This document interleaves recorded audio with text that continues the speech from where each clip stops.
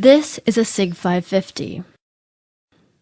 It's designed to destroy anything standing within its 400-meter trajectory.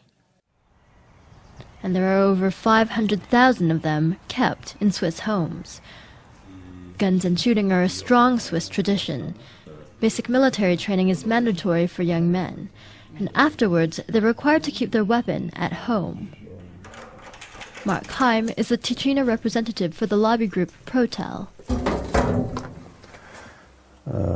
Basically, this was my father's military rifle, and of course he got to keep it when he was finished. I have my grandfather's rifle in the office, hanging on the wall. This was mine when I did service, which is quite an old one. It was introduced in 1957. Was used until 1990. And this is my son's. That's the current model. That's what's being used today. That's what we'll be using to shoot the Feldschießen today.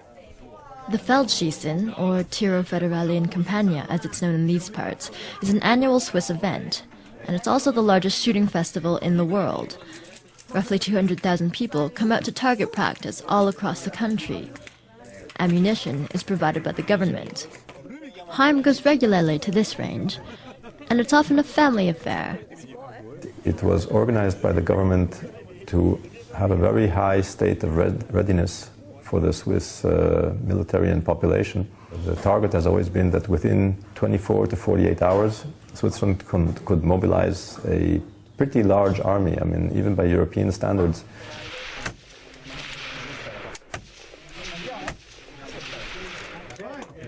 But it wasn't the militia that sparked Heim's interest in guns as a young man. It was an unassuming trip to a Holocaust museum. I was going through all the exhibits and the soap and the lampshades made of people's skin. And while I was looking, I heard a funny noise, and there was an old woman maybe 2 meters from me, and she was trying not to cry. She was sort of sobbing very quietly. She was holding it back. If she had been a few meters further away, I wouldn't have heard her. And she obviously had gone through that. That's when the whole impact of it hit me. And I promised myself I would never be in her situation. I would want to be free, never in a situation where somebody could, march us off to ovens or prisons or just take away our freedom. The key to freedom is the ability to be able to defend yourself. And if you don't have the tools to do that, then you are at the mercy of whoever wants to put you away. And the tools for that are guns.